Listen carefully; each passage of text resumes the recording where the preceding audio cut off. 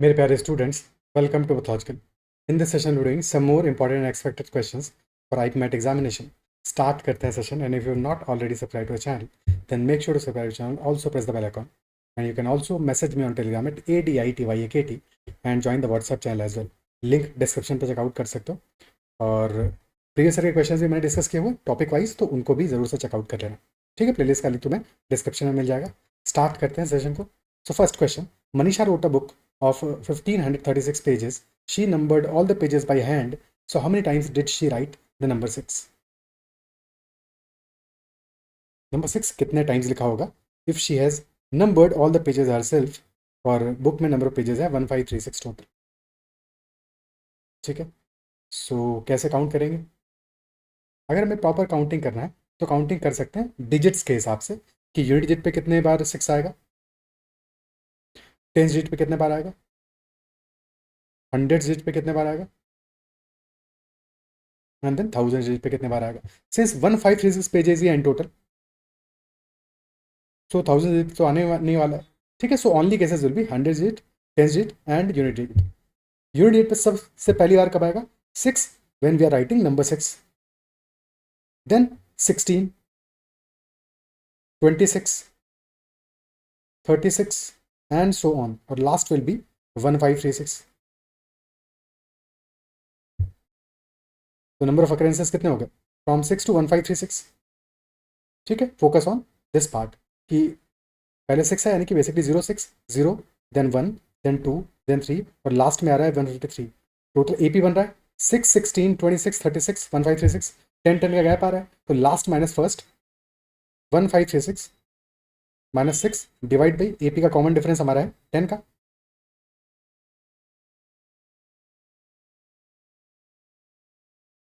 Plus 1। These will be number of terms, number of occurrences, और यह आ जाएगा 153 plus 1 154। या फिर देख लेते हैं 0 1 2 3 टिल 153, तो 153 आ गया, 1 से 153 था, plus 1 154 will be are number of occurrences at the unit digit. अब बात करते हैं टेंस डिजिट की। तो टेंस डिजिट सबसे पहली बार कब आएगा? जब आएगा नंबर 60, फिर 61 62 63 64 65 टिल 69। तो from 60 to 69 on all numbers tens digit पे आएगा। देन नेक्स्ट टाइम 160 टू 169, फिर 260 टू 269 एंड सो ऑन, और लास्ट टाइम आएगा हमारा, अब 1536 में तो 1560 आने नहीं वाला, तो लास्ट टाइम आएगा 1460 टू 1469। ओके, टोटल अकरेंसेस निकाल लो, और हर बार 10 टाइम्स आएगा। 60 से 69 तक 10 नंबर्स होंगे, तो 10 टाइम्स आएगा। 60 160 260 टिल 1460। अगेन देख सकते हो 0 60, ठीक है, 0 1 2 3 टिल 14, तो टोटल 15 टाइम्स आ रहा है। 15 इंटू 10, 150 अकरेंसेस होंगे एट द टेस्ट डिजिट। अदरवाइज यहाँ पे भी एपी देख लेते कि 1460 माइनस 60 बाई 100 प्लस 1, 15 टाइम्स आएगा, और हर बार 10 टाइम्स 10 अकरेंसेज होंगे। 60 61 62, that is why 150 occurrences in total. Now 100 digit पे 600 पे आएगा, एंड फ्रॉम 600 देन 601 टिल 699, तो total अकरेंसेज will be 100 in this case. तो टोटल टाइम्स जितनी बार लिखा होगा दैट विल बी एक्चुअल में 154 plus 150 plus 100, so answer will be equal to 404 times. This will be our answer, 404. क्या ही क्लियर? ठीक है, अच्छा अगर हम 1 से 999 तक बात करें, फ्रॉम 1 टू 999, यानी कि from 1 digit plus 2 digit plus 3 digit numbers, तो total number of digits in this case are equal to कितने आएंगे? 1 डिजिट में टोटल 1 डिजिट नंबर्स आर 9, तो 9 into 1 9 digits are there. 2 digit numbers total are 90, and every number contains 2 digits, तो 90 into 180 digits are there. 3 digit numbers हैं total 900 multiplied by 3, because 3 digits each, तो 2700 digits, total digits आ गए हमारे 2889। Okay, और अगर question पूछे number of occurrences of 6 in this case from 1 to 999, या फिर किसी भी नंबर के डिजिट का 6 हो 5 हो 4 हो 3 हो, तो अकरेंसेज ऑफ 6 फ्रॉम 1 टू 999 तो एट यूनिट डिजिट आएगा 100 टाइम्स फ्रॉम 6, 16, 26 टिल 996, 100 टाइम्स आएगा.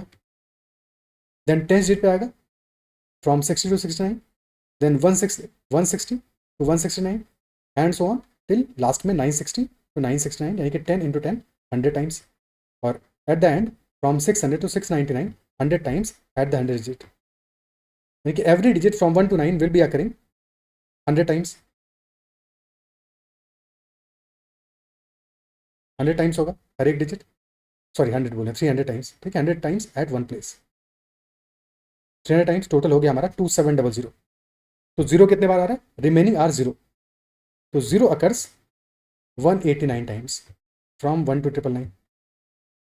तो जीरो का निकालना हो तो सेपरेटली कैलकुलेट करना पड़ेगा, बाकी सबका ईजी है.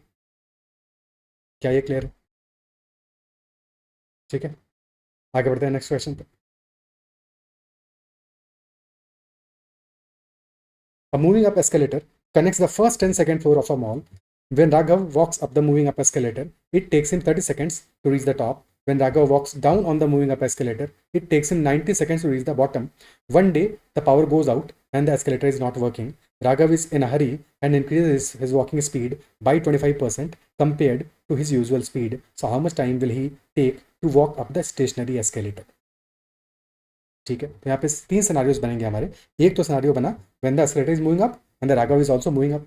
Second scenario when escalator is moving up but Raghav is moving down. And third case when escalator is stationary. ठीक है, first case when escalator and person both are moving in the same direction. ठीक है, इसको ऐसे समझ लो जैसे boat and stream के क्वेश्चंस करते हैं, सिमिलर अप्रोच है. This is like down stream वाला scenario when boat and stream both are moving in the same direction. Stream तो जा ही रही है एक डायरेक्शन है और बोट भी उसी डायरेक्शन में जा रही है. ठीक है, तो सेम केस है यहाँ पे. तो both are moving in the same direction, तो स्पीड्स एड अप हो जाएंगी. तो अगर मैन का स्पीड हम मान लेते हैं, लेट अस से मैन का speed if that is equal to m and speed of escalator that is equal to e, so when both are moving in the same direction, तो effective speed will be m plus e. ठीक है, second scenario when only escalator is moving, man stationary है तो man का speed zero हो गया. एक second, escalator stationary और मैन का स्पीड नहीं, मैन मूव कर रहा है, वो केस लेते हैं. मैन मूव कर रहा है और एस्केलेटर स्टेशनरी है. ठीक है, escalator stationary only man is moving, तो मैन का स्पीड m हो जाएगा. And in this case speed m ही रहेगा क्योंकि एस्केलेटर का स्पीड तो इक्वल टू जीरो है. And third scenario when man move कर रहा है अपवर्ड्स, एस्केलेटर जा रहा है डाउनवर्ड्स, या इसका ऑपोजिट मैन मूव कर रहा है डाउनवर्ड्स, एस्केलेटर जा रहा है अपवर्ड्स. तो in that case speed of the man क्या होगा, इफेक्टिव स्पीड क्या होगा, सबट्रैक्ट हो जाएगा because both are moving in the opposite direction. Speed of man तो m ही रहेगा. गड़बड़ क्यों हो रहा है बार बार. ठीक है, तो अपोजिट डायरेक्शन में जाएंगे तो मैन माइनस एस्केलेटर होगा, क्योंकि इफेक्टिवली मैन देखो जिस डायरेक्शन जाना चाह रहा है अल्टीमेटली वहाँ पे भी पहुंचेगा. तो मैन का स्पीड एस्केलेटर से ज़्यादा होगा तभी पहुंच पाएगा, अदरवाइज पहुंच ही नहीं पाएगा कभी भी. ठीक है, तो सेकंड थर्ड केस में आएगा स्पीड हमारा m माइनस सी, फर्स्ट केस में m प्लस सी, सेकंड केस में m. तीन सिनारियोज बने हमारे. ठीक है, अब इस प्रेजेंट केस में हमें, प्रेजेंट क्वेश्चन में हमें क्या गिवन है, हमें फर्स्ट केस में गिवन है when Raghav and escalator both are moving in the same direction. Time taken है हमारा 30 सेकंड्स का. अब एस्केलेटर वाले केस में देखो हमें स्पीड कहीं पे भी गिवन नहीं होगा.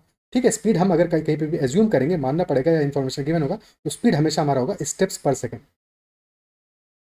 या स्टेप्स पर मिनट, डिपेंडिंग अपॉन कि टाइम हमें किस रेफरेंस में दिया हुआ है. ठीक है, और डिस्टेंस भी जो हमारी होगी, distance always will be in terms of steps. और कभी कभी टाइम सेकंड्स में नहीं भी गिवन होगा तो वहाँ पे टाइम हम पर यूनिट मान लेंगे.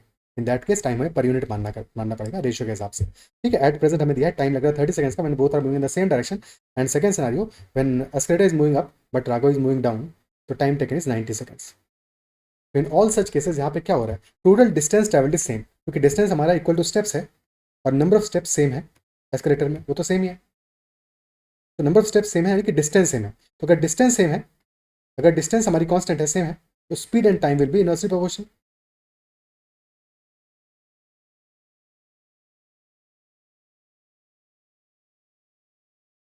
तो स्पीड हमारा 30 और 90 आ रहा है और बड़ी गड़बड़ हो रही है. टाइम हो रहा है 30-90, तो टाइम का रेशियो आ रहा है 1:3. तो स्पीड का रेशियो जैसे अपोजिट होगा 3:1. ओके, स्पीड का रेशियो हमारा आ गया और m plus e divide by m minus e, this is equal to 3/1. 3:1 का रेशियो आ रहा है, और स्पीड का रेशियो अगर 3:1 आ रहा है तो मैन की स्पीड क्या हो जाएगी, speed of man will be average, 3 और 1 का एवरेज होगा 2 यूनिट्स हो जाएगी।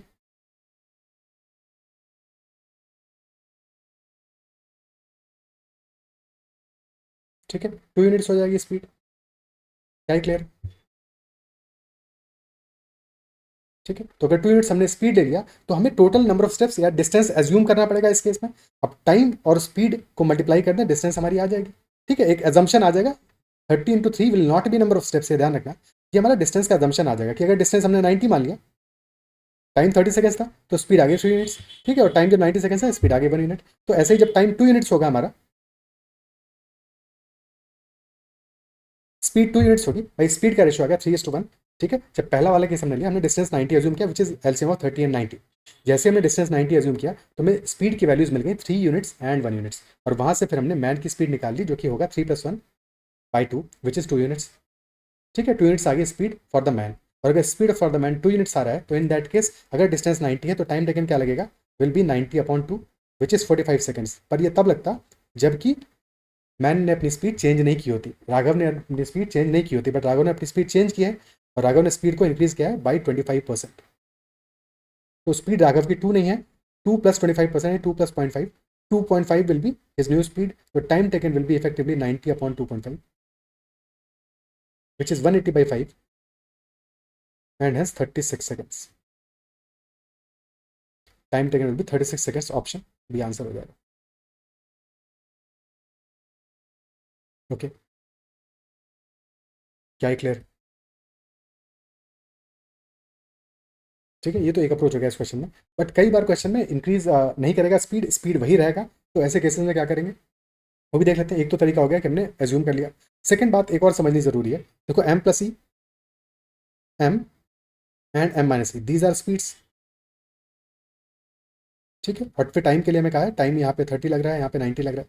तो स्पीड्स हमारी क्या है, देखो डिस्टेंस तो सेम है, नंबर ऑफ स्टेप सेम है, डिस्टेंस सेम है। तो अगर डिस्टेंस हमारी सेम है तो speed and time will be inversely proportional. और स्पीड की वैल्यूज क्या है, m+e, m and m-e। Speed क्या है, स्पीड एपी में है, डिक्रीजिंग एपी में है, तो स्पीड की वैल्यूज अगर हमारी एपी में है और डिस्टेंस सेम है तो in that case time will be in harmonic progression, HP में होगा। और फिर हमें मिडिल वैल्यू फाइंड आउट करनी है, तो this value will B harmonic mean of the given values. और हार्मोनिक मीन होता है अगर हमारे नंबर्स है ए एंड बी तो हार्मोनिक मीन इज 2ab/a+b। तो इस तरह से भी हम अपना टाइम की वैल्यू निकाल सकते हैं। तो 2ab 2 × 30 × 90/30 तो 2 × 30 × 90 डिवाइडेड बाई 120,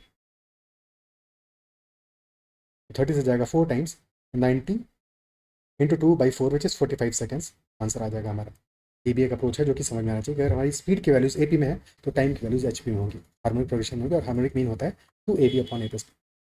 हालांकि प्रेजेंट केस में 25% से स्पीड इंक्रीज किया था, तो स्पीड हमारा इफेक्टिवली क्या हो रहा है, स्पीड हो जा रहा है 4 से 5, क्योंकि 25% का इंक्रीज आ रहा है, तो टाइम हमारा हो जाएगा 5 से 4, और 5 की वैल्यू है 45। तो 4 की वैल्यू क्या हो जाएगी, 1 की वैल्यू आ गई 9, 4 की आ जाएगी 4 × 9 विच इज 36 सेकंड्स। ओके, ठीक है, next question. In a group of students, 90 like cricket, 70 like football, and 50 like hockey. 35 students like both cricket and football. 25 students like both football and hockey. At most 10 like both cricket and hockey, but not football. So, what is the minimum number of students who like exactly one sport? ठीक है, 90 like करते हैं cricket, 70 football, 50 hockey, यानी कि 3 sets हैं हमारे, तीनों sets का वेन डायग्राम फॉर्म करते हैं।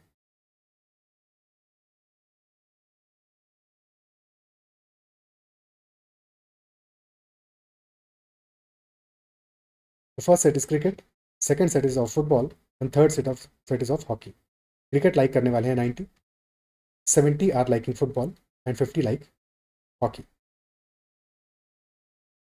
Additionally 35 like both cricket and football, तो 35 like both cricket and football. ठीक है, 35 बिलोंग करेंगे इस पोर्शन और इस पोर्शन को मिला के। ऑल थ्री भी हो सकता है, मतलब क्रिकेट फुटबॉल हॉकी, और ओनली क्रिकेट एंड फुटबॉल भी हो सकता है, दोनों मिला के 35 है।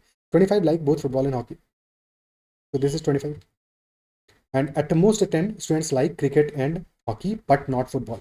सो यानी कि इस पोर्शन की बात कर रहा है, only this portion. And for only this portion question is saying that at the most 10 students like both cricket and football but not cricket और हॉकी बट नॉट फुटबॉल, ठीक है, एट मोस्ट 10, मैक्सिमम 10 होगा, तो this will be less than equal to 10। And फिर intent हमारा क्या है, we have to find out minimum number of students who like exactly one sport, minimum number of students who like exactly one, यानी कि only cricket plus only football plus only hockey, इसको minimize करना है हमें, ठीक है। तो exactly एक सेट से बिलोंग करने वाले स्टूडेंट्स को हमें मिनिमाइज करना है, इसको मिनिमाइज करना है। तो जिस वैल्यू को मिनिमाइज करना है उसके अलावा जितनी बाकी बची हुई वैल्यूज हैं उन सबको मैक्सिमाइज करोगे। तो अगर ओनली वन सेट को बिलोंग करने वालों को मिनिमाइज करना है तो रिमेनिंग को, देखिए जो 2 गेम्स खेलते होंगे या जो 3 गेम्स खेलते होंगे उनको हमें मैक्सिमाइज करना पड़ेगा।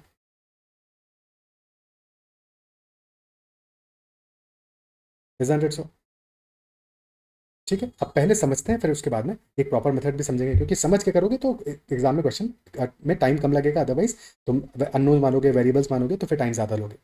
ठीक है, अप्रोच हमारा क्या है, हमें मैक्सिमाइज करना है कि ज़्यादा से ज़्यादा स्टूडेंट्स या तो 2 गेम्स खेलें या फिर ऑल 3 गेम्स खेलें। तो वो कब मैक्सिमाइज होगा? ठीक है, एक केस ये बन सकता है, दिमाग में ये आ सकता है कि हम क्या करें कि ज़्यादा से ज़्यादा लोगों को ऑल 3 गेम्स खिला दें। ठीक है, ज़्यादा से लोगों को हम ऑल 3 गेम्स खिला दें, तो इस केस में क्या होगा, ऑल 25, जैसे 25 यहाँ पे वैल्यू आ रहा है हमारा कि 25 play both football and hockey, 35 play both cricket and football. तो क्या 35 हम यहाँ पे रख सकते हैं? क्योंकि जैसे ही 35 रख दोगे तो ये वैल्यू 25 आ रहा है, तो यहाँ पे तो -10 आना पड़ेगा ना, जो कि obviously does not make sense, क्योंकि वैल्यू तो या तो 0 होगा या फिर पॉजिटिव होगा। तो मैक्सिमम वैल्यू हम क्या रख सकते हैं ऑल 3 गेम्स में? मैक्सिमम वैल्यू रख सकते हैं 25 का। 25 यहाँ पे पुट कर दिया, जैसे ही 25 पुट किया this value will B 0 here, और यहाँ पे वैल्यू आ जाएगा 10 for only cricket and football. But क्या इससे हमारा मैक्सिमाइज मिनिमाइज होगा value for only cricket, only football and only hockey? क्योंकि बाकी चीज़ें हमें मैक्सिमाइज करनी है। क्या ये बेस्ट अप्रोच होगा, या फिर जबकि हम ऑल 3 को मिनिमाइज करें और 2 वालों को मैक्सिमाइज करने की कोशिश करें? क्योंकि जब 2 वालों को मैक्सिमाइज करेंगे तो हमें ज़्यादा से ज़्यादा नंबर मिलेगा, ज़्यादा से ज़्यादा स्प्रेड मिलेगा। क्यों स्प्रेड मिलेगा? कि अगर हम यहाँ पे फॉर एग्जाम्पल 0 कर दें, इस नंबर को हमने 0 कर दिया, तो 25 यहाँ पे आ जाएगा, अब 35 यहाँ पे आ जाएगा, तो अब हमें ज़्यादा स्प्रेड देखने को मिला in comparison to previous case. क्योंकि पहले वाले केस में क्या हो रहा था, पहले वाले केस में अगर हम देखते तो पहले जब हम 25 वैल्यू लिख रहे थे फॉर ऑल 3, तो दिस इज 25, ठीक है, ये वैल्यू आ रहा है 10, ये आ रहा है 0, तो ओनली फुटबॉल वाले कितने बचेंगे? 25 + 10 35, तो बच गए यहाँ पे 35। ठीक है, अभी क्रिकेट और हॉकी को छोड़ते हैं क्योंकि वहाँ पे हमें लेस देन इक्वल टू 10 को भी एडजस्ट करना है, बट यहाँ पे फुटबॉल वाले देख पा तो 35 आ रहे हैं। बट जब सेकंड सिनेरियो करेंगे तो हम ज़्यादा से ज़्यादा लोगों को ओनली 2 में स्प्रेड करेंगे, तो उस केस में ओनली फुटबॉल वाले लोग लेसर हो जाएंगे, क्योंकि हमें मिनिमाइज करना है, मैक्सिमाइज थोड़ी करना है। जब भी हमें ओनली वन को मिनिमाइज करना है तो बाकी सबको मैक्सिमाइज करना है, और बाकी मैक्सिमाइज कब होंगे? जबकि हमें इन्फॉर्मेशन गिवन है, तो 2 वालों को मैक्सिमाइज करो क्योंकि उनको स्प्रेड करोगे ज़्यादा, और 3 वालों को मिनिमाइज करने की कोशिश करो। ठीक है, 3 वालों को मिनिमाइज क्यों कर रहे हैं? ओवरऑल 2 + 3 को हमें मैक्सिमाइज करना है, तो 2 + 3 तब मैक्सिमाइज होगा जब ओनली 3 वाले हमारे लेसर होंगे और 2 वाले ज़्यादा होंगे। तो इन दैट केस हमने ओनली 3 को अगर पॉसिबल है 0 कर दिया। ठीक है, इसको 0 कर दिया, this will B 25 and this will B 35। तो इन दिस केस फुटबॉल वाले नंबर्स लेसर हो जाएगा ओनली फुटबॉल वाला, क्योंकि 25 + 35 इटसेल्फ इज 60, तो नंबर हमारा आ जाएगा 10 फॉर ओनली फुटबॉल। ये बात तो क्लियर होगी, फुटबॉल वाले को हमने मिनिमम कर दिया। अब ऐसे ही हमें मिनिमम करना है for cricket as well as hockey. अब क्योंकि क्रिकेट वालों का नंबर फिक्स्ड है, हॉकी वालों का नंबर फिक्स्ड है, और साथ में हमें पता है कि लेस देन इक्वल टू 10 करना है हमें नंबर यहाँ पे, तो अगेन इसको भी मैक्सिमाइज करना पड़ेगा। मैक्सिमम वैल्यू कैन बी 10, तो बस 10 यहाँ पे पुट कर दो। 35 + 10 will be 45, so only cricket will be 45, and 25 + 10 is 35, so only hockey will be 15. So minimum possible value in this case will be equal to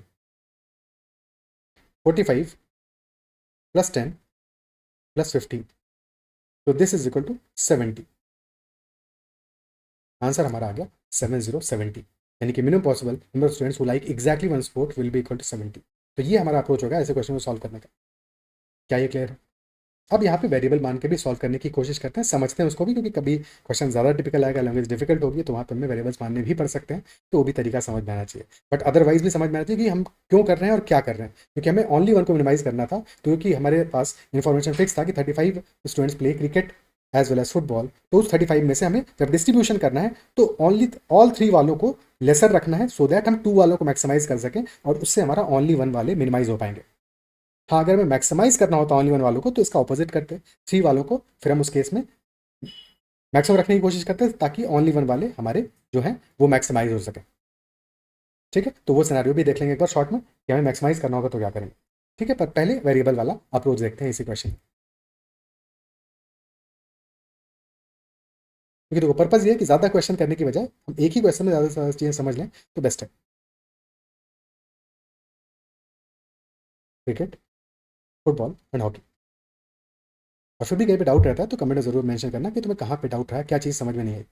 ठीक है, 70 और क्वेश्चन पसंद आया तो उसको लाइक तो करना ही करना है। 50 आ गए हॉकी वाले, 35 cricket and football, 25 football and hockey, and less than equal to 10 for both cricket and hockey but not football. Okay ठीक है, तो अब वेरिएबल मानने की कोशिश करते हैं। लेट अस अज्यूम कि ए हमारे स्टूडेंट्स हैं which play all three games. ठीक है, सो ए प्ले ऑल थ्री, तो 35 minus A will be playing only cricket and football. Similar 25 minus A will be playing only football and hockey. और फिर हमारा number जो बच गया लेस देन इक्वल 10 करना है, तो ये कैसे लिखोगे, क्योंकि यहाँ पे लेस देन इक्वल 10 है, तो मानने को बी मान सकते हो, बी मान लो और फिर कह दोगे B is less than equal 10। But better approach क्या होगा कि हम मान लेते हैं इसको 10 माइनस बी। ठीक है, 10 प्लस बी, 10 माइनस बी बजाय बी मान सकते थे, बी मानते तो कंडीशन लिख देते कि B is less than equal 10। But better approach ये होगा कि हमने कह दिया 10 माइनस बी मान लो, क्योंकि 10 या तो 10 होगा या लेस देन 10 होगा। ठीक है, लेस देन 10 होगा, और ऑब्वियसली 10 माइनस बी तो ग्रेटर देन 0 होगा, ग्रेटर देन इक्वल टू 0 होगा, और बी अपने आप में भी ग्रेटर देन इक्वल टू 0 होगा। ठीक है, अब बाकी बची हुई वैल्यूज निकालते हैं। तो क्रिकेट वाले कितने होंगे, 35, तो ये पूरा का पूरा आ रहा है तो इसको जोड़ने की अलग से कोशिश नहीं करनी है। 35 माइनस ए प्लस ए बार बार करो। ठीक है, this is total 35, 35 plus 10 minus B is 45 minus B. तो 90 में से सब्ट्रैक्ट करोगे 45 माइनस बी। अगेन ये बार बार लिखना नहीं है, पर अभी समझ लेते हैं। 90 में से 45 माइनस बी था, फाइनल आंसर दिमाग में चल रहा था ना, तो इसलिए वैसा लिख दिया। 90 में से 45 माइनस बी को सब्ट्रैक्ट करना था, तो 90 में से पहले 45 को सब्ट्रैक्ट कर दो और फिर माइनस बी सब्ट्रैक्ट कर दोगे। ठीक है, तो 90 माइनस 45 प्लस 45 आ गया और फिर प्लस बी हो जाएगा, 45 प्लस बी। सिमिलरली यहाँ पे 35 प्लस 25 60 माइनस ए, तो 70 माइनस 60 10, 10 प्लस ए हो जाएगा। लास्ट यहाँ पे नंबर आ गया हमारा 25 plus 10, 35 minus B, 50 minus 35 15 plus B हो जाएगा। ठीक है, माइनस का ध्यान रखना, माइनस माइनस प्लस होगा, that is why plus B होगा। अब हमें मिनिमाइज करना है total students who play only one sport, तो सारे के सारे वन वालों को ऐड कर दो। तो 45 plus B plus 10 plus A plus 15 plus B, ये नंबर हमारा आ गया 45 plus 10 plus 15, that is 70 plus 2b plus A. अब इसको करना है मिनिमाइज, तो जो वैल्यूज ऐड होंगी उनको मिनिमम करोगे, जो वैल्यूज सब्ट्रैक्ट होंगे, अगर यहाँ पे सब्ट्रैक्शन करता है तो उसको मैक्सिमम करते। ठीक है, so B and A should be as minimum as possible. तो बी मिनिमम कितना हो सकता है, मिनिमम कैन बी जीरो, तो जीरो कर दो। ए मिनिमम कितना हो सकता है, ए को भी जीरो कर सकते हैं, तो कर दिया जीरो, तो मिनिमम वैल्यू हमारी 70 आ जाएगी।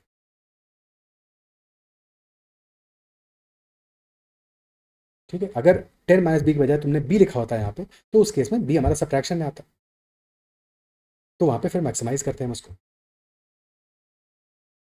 और मैक्सिमम वैल्यू 10 हो सकती है तो वहाँ पे 10 पुट कर देते हैं। ठीक है, क्या ये पार्ट क्लियर है। अब देखते हैं कि अगर मैक्सिमम करना होता है मेरे क्वेश्चन में तब क्या करते हैं, फटाफट से वो भी कर लेते हैं।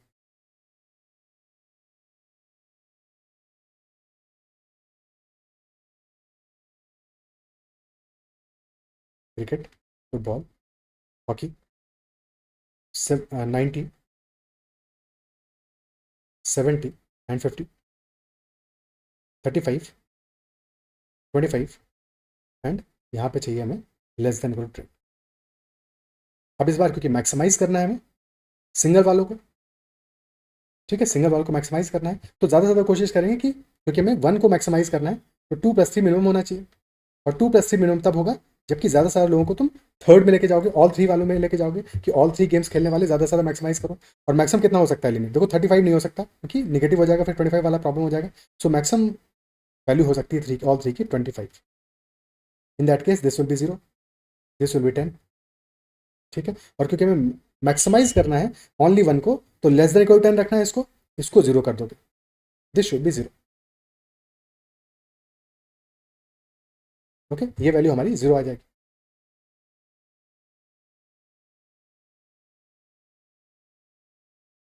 ठीक है, पहले क्या हो रहा था केस हमारा, हाँ ठीक है, पहले मिनिमाइज करना था ना। ठीक है, तो ये वैल्यू हमारी जीरो हो जाएगी। ओके, अब कर लेते हैं सॉल्व। 35 सब्ट्रैक्ट करोगे 90 में से 55 आ जाएगा, 70 में सब्ट्रैक्ट करोगे 35 आ जाएगा, और फिर 50 में 25 सब्ट्रैक्ट करोगे 25 आ जाएगा। तो मैक्सिमम वैल्यू आ जाएगा हमारा 55 प्लस 35 प्लस 25, तो that is 115। So this will be maximum possible value.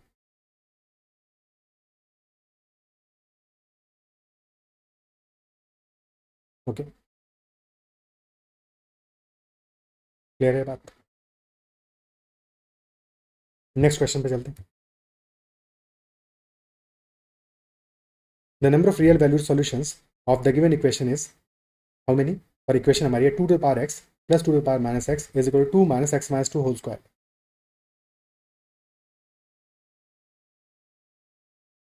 2 minus x minus 2 whole square. Left hand side है हमारा 2 to the power x plus 2 to the power minus x, नहीं 2 to the power x plus 1 upon 2 to the power x, ये हमारा left hand side है. And right hand side is 2 minus x minus 2 whole square. Okay, so 2 to the power x को अगर t assume कर लें, let us say this is equal to t, तो equation हमारे left hand side में मिलेगा t plus 1/2. And 2 to the power x is always positive, हमेशा positive होगा, जीरो भी कभी नहीं हो सकता. ठीक है, इन्फिनिटी पे जाके अगर माइनस इन्फिनिटी पे जाके जीरो के बहुत पास जाएगा बट स्टिल पॉजिटिव रहेगा. तो दिस इज ऑलवेज पॉजिटिव. अगर ऑलवेज पॉजिटिव है तो t प्लस 1/t, अगर t ऑलवेज पॉजिटिव है so in that case this is always greater equal to 2. Equality कब होल्ड करेगा? व्हेन 2 टू पावर x या फिर t इक्वल टू 1 होगा, तब इक्वल होगा. Otherwise this will be greater equal to 2, यानी कि left hand side will always be greater than equal to 2. और राइट हैंड साइड में हमारा x माइनस 2 होल स्क्वायर, ये तो ऑलवेज नॉन नेगेटिव होगा, ग्रेटर इक्वल टू 0 होगा. और ये 2 में सब्ट्रैक्ट कर रहे हैं तो हमारा जो राइट हैंड साइड है that will always be either 2 और लेस देन 2. ठीक है, राइट हैंड साइड ऑलवेज हमारा क्या होगा? लेस देन इक्वल टू 2 होगा. Left hand side always greater equal to 2 है, right hand side always less than equal to 2 है. यानी कि एक ही केस बन सकता है जब दोनों इक्वल हो, when both are equal to 2. तो only possibility is when both are equal to 2, when both equal to 2. ठीक है, बट लेफ्ट हैंड साइड कब इक्वल होगा? जब 2 to power x equal to 1 हो, यानी कि x इक्वल टू 0 हो, तब तो 2 होगा, तब तो 2 होगा. राइट हैंड साइड 2 कब होगा? जब x माइनस 2 होल स्क्वायर 0 हो, यानी कि x इक्वल टू 2 पे. तो लेफ्ट हैंड साइड हमारा 2 हो रहा है when x is equal to 0, right hand side 2 हो रहा है व्हेन x इक्वल टू 2, यानी कि दोनों डिफरेंट वैल्यूज ऑफ x पे 2 हो रहे हैं. So both can never be equal. So possible ही नहीं है, जीरो सॉल्यूशंस होगा, नॉट पॉसिबल. जब भी कभी ऐसा क्वेश्चन है आर्बिट्रेरी कि जहाँ पे कि 2 to power x, e to power x या ऐसे कुछ नंबर्स दिए हैं और साथ में कोऑर्डिनेट दिया है, तो डेफिनेटली वहाँ पे कोई ना कोई ऐसा ही अप्रोच लग रहा होगा, हमेशा ऐसे ही सॉल्व करने की वहाँ पे, क्योंकि हम अल्टीमेटली इक्वेशन बना के और किसी तरह से सॉल्व नहीं कर पाएंगे. वहाँ पे कोई ना कोई लिमिटिंग केस बन रहा होगा और वहाँ पे ही सॉल्यूशन आ रहा होगा. ठीक है, तो ऐसे ही सॉल्व करने की कोशिश करनी है. फिर next question. If a, b and c are natural numbers and 7 to the power a into 35 to the power b plus 1 into 20 to the power c plus 2 to the power 1 by 3 cube root, that is a whole number, then find minimum possible sum of a plus b plus c. ठीक है, तो ये हमारा result जो है ये whole number आ रहा है. So we have to find out minimum possible sum of a plus b plus c. 7 to the power a into 35, यानी कि 7 इंटू 5, तो 7 to the power b plus 1 into 5 to the power b plus 1 multiplied by 20 which is 4 into 5. ठीक है, तो सारे के सारे separate number से ब्रेक कर लिया. 4 इंटू 5 और 4 हमारा हो गया 2 to the power 2c plus 4 multiplied by 5 to the power c plus 2, और फिर इसकी पावर कर रहे हैं 1/3. And this is a whole number, यानी कि इंटीजर है, और या तो पॉजिटिव इंटीजर या जीरो है, जीरो हो नहीं सकता. ठीक है, जीरो, क्योंकि ABC भी नेचुरल नंबर्स है, नेचुरल नंबर्स हैं तो they have to be greater equal to 1, तो जीरो तो होगा नहीं. ठीक, वैसे भी जीरो नहीं हो सकता था, तो it has to be a natural number, it is equal to some natural number. You have to find out minimum possible sum of a plus b plus c. कैसे करेंगे? तो बेसिकली और इसको सिंप्लीफाई करेंगे, 7 की पावर्स एडअप हो जाएंगी. 7 to the power a plus b plus 1 divide by 3 into 5 to the power b plus c plus 3 divide by 3 into 2 to the power 2c plus 4 divided by 3, और इसको होना है natural number. All 7, 5 and 2 are prime numbers, सबको prime factorization सारा कर दिया. अब इसके बाद नेचुरल नंबर कब आएगा? जबकि 2 to power 2c plus 4 by 3, this must be an integer. ये कोई इंटीजर हो, इंटीजर कब होगा? जब 2c plus 4 is a multiple of 3. This will be equal to some integer n1 when 2c plus 4 is a multiple of 3. ठीक है, तभी तो यार 2 to the power 1 होगा या 2 स्क्वायर होगा या 2 क्यूब होगा। और हमें चाहिए minimum possible sum of A plus B plus C, तो सी को मिनिमाइज करना है। तो सी की मिनिमम वैल्यू क्या आएगी, और सी नेचुरल नंबर भी, ये भी ध्यान देना। तो सी निगेटिव नहीं हो सकता है, नेचुरल नंबर भी है, तो सी का मिनिमम वैल्यू कैन बी 1, क्योंकि सी इक्वल टू 1 पे 2c + 4 6 हो जाएगा, तो C minimum will be equal to 1, और वहाँ पे फिर 2c + 4 6 हो जाएगा, विच इज़ फाइन, क्योंकि फिर हमारा 2 to the power 2c + 4/3 integer आ जाएगा। अब बात करते हैं, सी को 1 ले लिया हमने, तो b + c + 3/3, यहाँ भी सेम लॉजिक अप्लाई करेंगे, ये भी इंटीजर होना चाहिए, और b + c + 3/3 this must be multiple of 3, तो b + c + 3/3 ये भी इंटीजर होना चाहिए, late us say this is equal to n2, तो b + c + 3 ये भी मल्टीपल ऑफ 3 होगा, और c को 1 ले चुके हैं, तो b + 4 को हमें मल्टीपल ऑफ 3 लेना है, तो b minimum will be equal to 2। Now a + b + 1/3 same logic,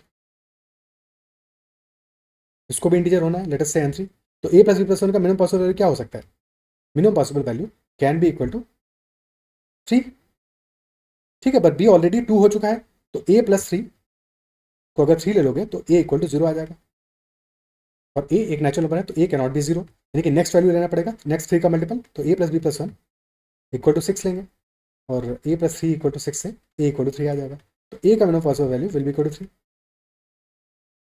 c 1 आ गया, b 2 आ गया, a 3 आ गया, तो minimum possible value will B 3 + 2 + 1 which is equal to 6. So our answer for the question will be equal to 6. Okay.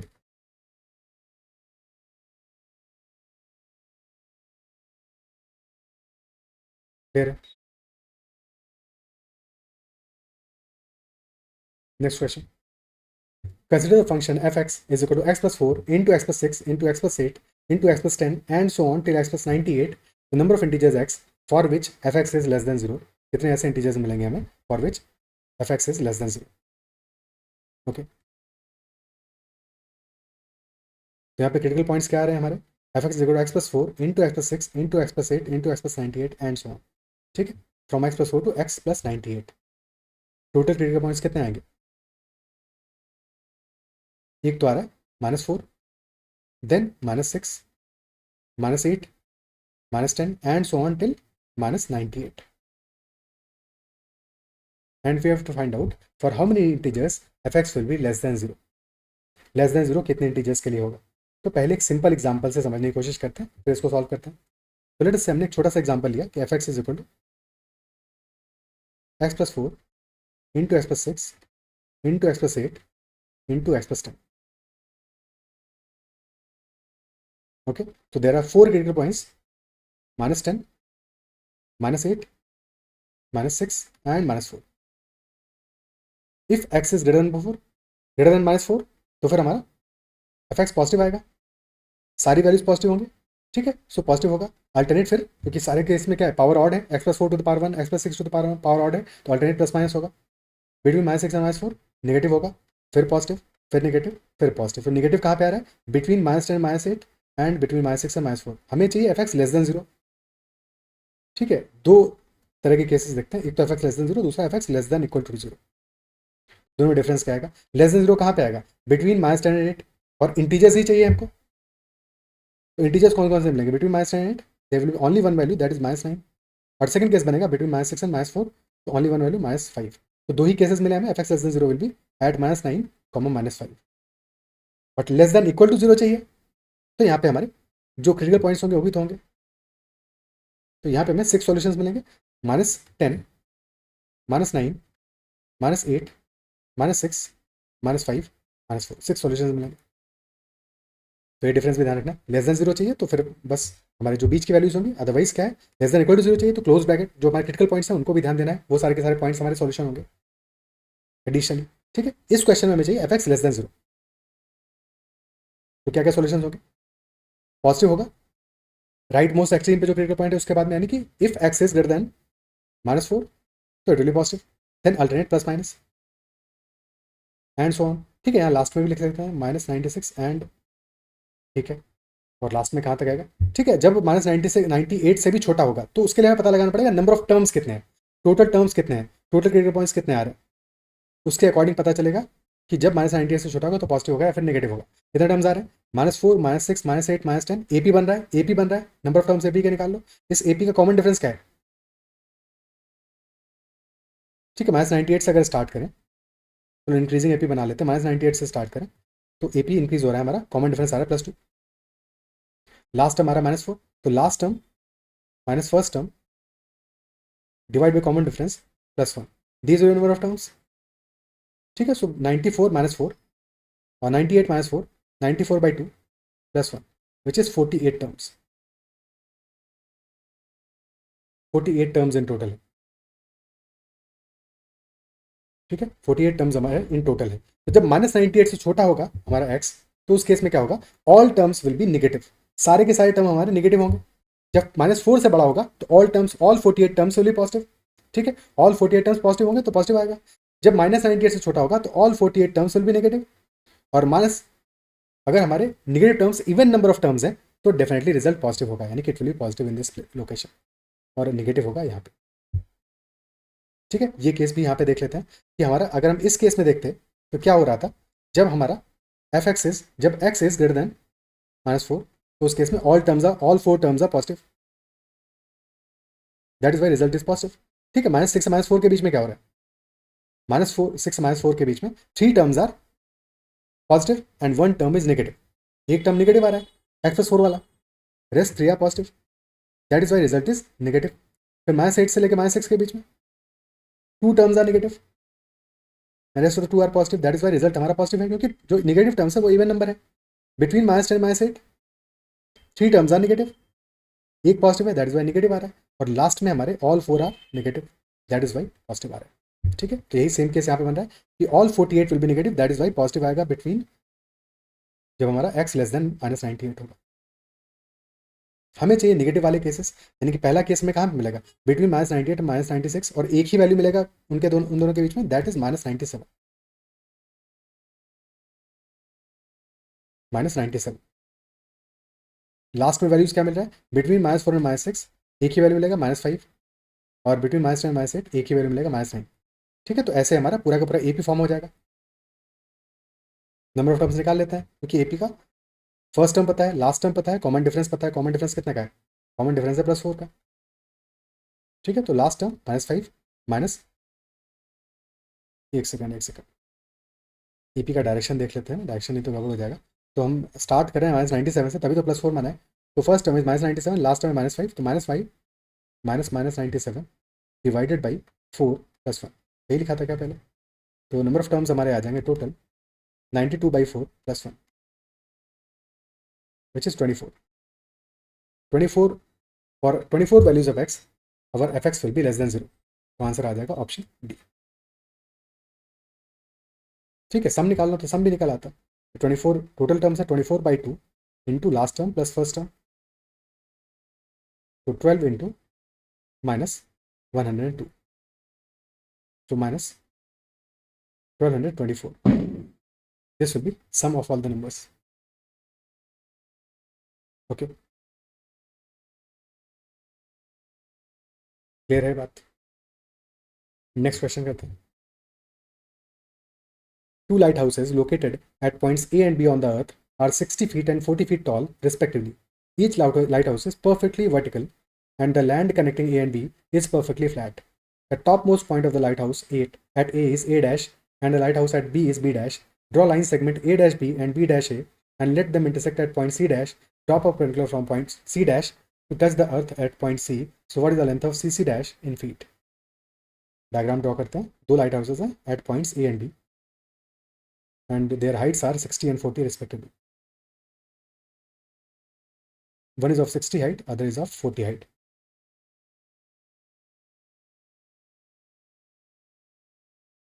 Additionally, each lighthouse is perfectly vertical and the land connecting A and B is perfectly flat. Topmost point of the lighthouse is at A is A dash, at B is B dash. अब A dash को connect कर रहे हैं हम लोग B से, and A is being connected with B dash. So they are intersecting at point C dash. C dash C का हमें height find out करना है. What will be height of C dash C? Let us say that height is equal to h.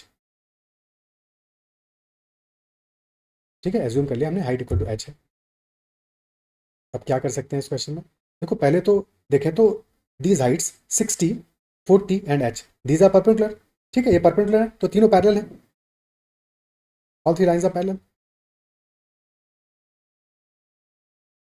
Okay, तो first case में focus करते हैं on triangles B C C dash and triangle B A A dash. तो क्या ये triangle similar होंगे, B C C dash and B A dash, because ये दो लाइंस पैरेलल है, तो this angle is equal to this one, और ये दोनों एंगल्स राइट एंगल है, तो थर्ड एंगल भी इक्वल है। ठीक है, तो ट्रायंगल्स हमारे सिमिलर होंगे, और अगर ट्रायंगल्स हमारे सिमिलर हैं तो साइड्स का रेशियो सेम होगा, तो we can say that B C upon B A, this will be equal to C C dash upon A dash, and BC upon BA in this case will be equal to CC dash which is equal to H upon AA dash which is equal to 60। ये first equation बन गया। Similarly अगर हम देखें triangles, second case में triangle A C C dash and triangle A B B dash, तो these will also be similar by the same logic. Again करते हैं, तो A C upon A B, this will be equal to C C dash upon B B dash, तो A C upon A B, this will be equal to C C dash upon 40 और H upon 40।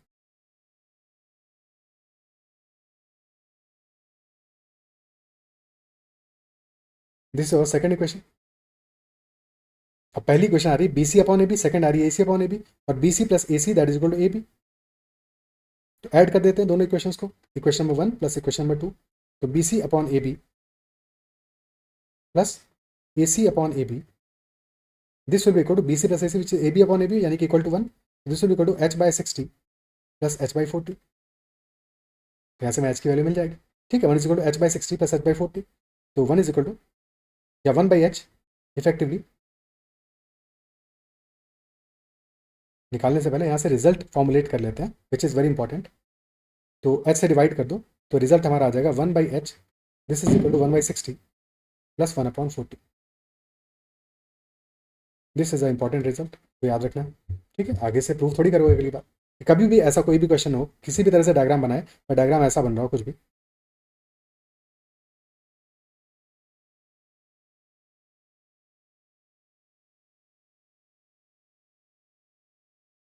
this is height h1, this is height h2, and this is height h.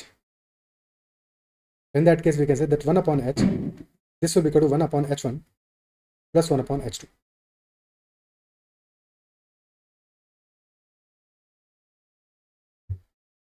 Okay, so 1 upon h is equal to 1 by 60 plus 1 by 40, so 1 by h will be equal to 40 plus 60 upon 2400, yeah, 1 by 24, and hence h will be equal to 24 meters. Option C will be the answer. Clear है?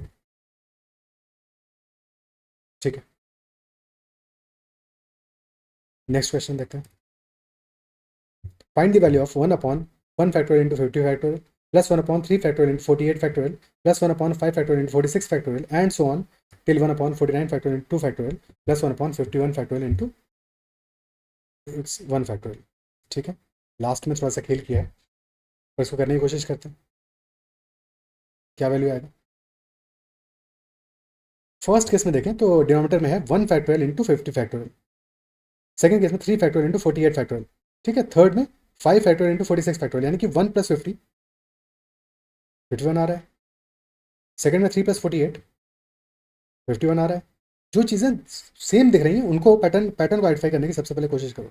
5 plus 46 51 आ रहा है, last में 49 plus 2 51 आ रहा है, और last case में 51 plus 2 plus 1 ये 52 आ रहा है। ये क्या पंगा है? सब कुछ सही है सेकंड लास्ट तक, बट लास्ट में आ रहा है 51 प्लस 1 52। तो लास्ट में क्या है ना, क्वेश्चन थोड़ा सा घुमाने की कोशिश कर रहा है।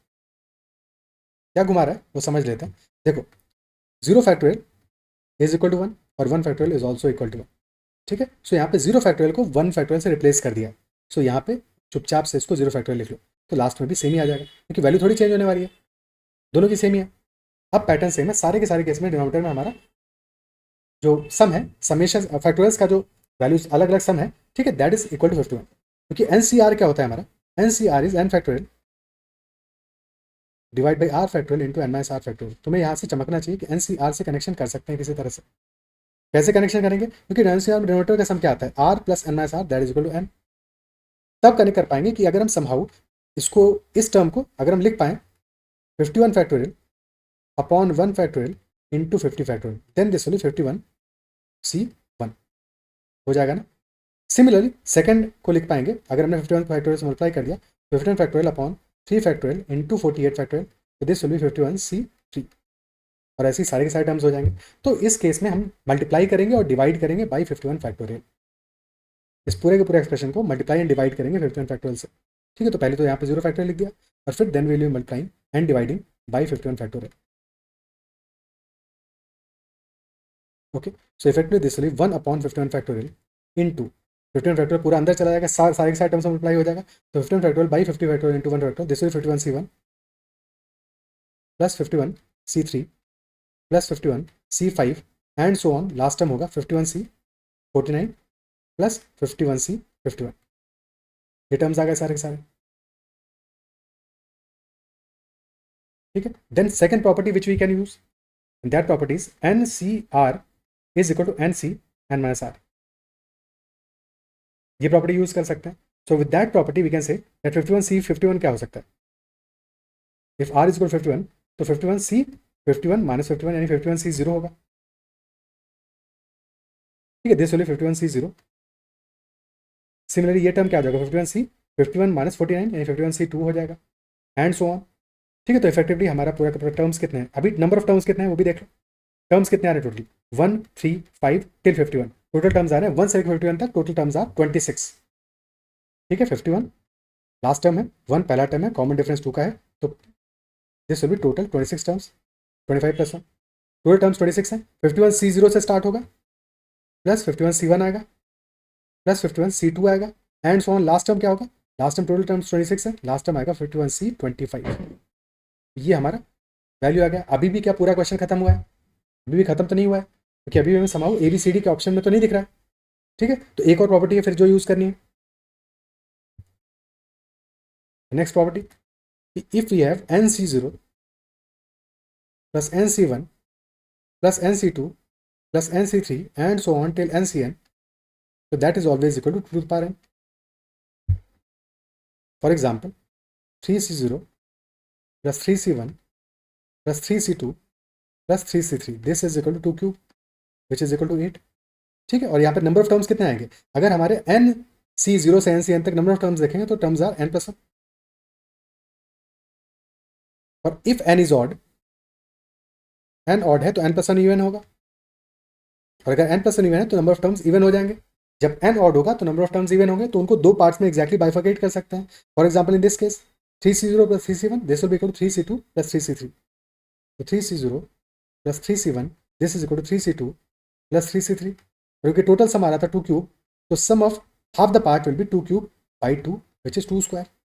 और इन जनरल अगर हमारा n ऑड है, दो पार्ट से डिस्ट्रीब्यूट करेंगे तो NC0 plus NC1 plus NC2, और फर्स्ट हाफ का लास्ट पार्ट क्या होगा, लास्ट पार्ट आएगा हमारा NCN माइनस 1 बाई 2। ठीक है, n माइनस 1 बाई 2, जैसे यहाँ पे आया 3C1, तो total sum for these terms will be equal to, सबका आ रहा है 2 टू पावर n, तो divided by 2, this will be 2 to power n minus 1। Okay, for example 5C0 plus 5C1 plus last term आएगा 5C 5 minus 1 by 2 यानी 5C2, this will be equal to 2 to power 5 by 2 यानी कि 2 to power 4 which is equal to 16। Check भी कर सकते हो 5C0 कितना आएगा, 5C0 is equal to 1, 5C1 is 5, 5C2 is 10, तो 1 plus 5 plus 10 that is equal to 16। तो सेम लॉजिक अप्लाई होगा यहाँ पे कि हाफ द टर्म्स है हमारे, सो सम आएगा इनका 1 बाई 51 फैक्टोरियल, तो बाहर ही है, multiplied by 2 to the power 51, सबका सम होता है डिवाइड बाई 2, तो result will be 2 to the power 50 divided by 51 factorial. Option D will be our answer. ठीक है, ऑप्शन डी हमारा आंसर हो जाएगा। हाँ, अगर यहाँ पे हमारा n इवन होगा तो वहाँ पे क्योंकि नंबर ऑफ टर्म्स हमारे ऑड हो जाएंगे, तो वहाँ पे भी चीज़ ज़्यादा। फॉर एग्जाम्पल हमने कहा 4C0 plus 4C1 plus 4c2 plus 4c3 plus 4c4। तब टोटल सम तो हमारा 2 to the power 4 होगा, ठीक है। बट यहाँ पे हमारे नंबर ऑफ टर्म्स ऑड है, तो 4c2 को जब सेपरेट कर लोगे, लेके राइट हैंड साइड में चले जाओ, तब फिर कह सकते हो कि 4c0 plus 4c1 plus 4c3 plus 4c4 this is equal to the power 4 which is 16 minus 4c2। Now first half और सेकंड हाफ का सम अब इक्वल होगा, तो यहाँ पे कभी केस बनेगा तो ऐसे केस बनाना पड़ेगा, ठीक है। फिर अगर कहेंगे 4c0 प्लस 4c1, तो this will be equal to 16 minus 4c2 divide by 2,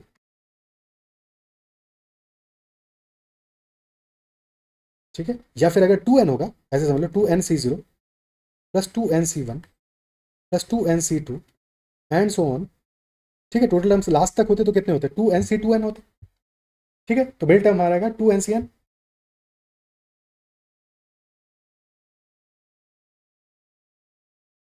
ठीक है। 2ncn-1 plus 2ncn plus 2ncn+1 and so on till 2nc2n, और इन सबका सम आएगा 2 to the power 2n,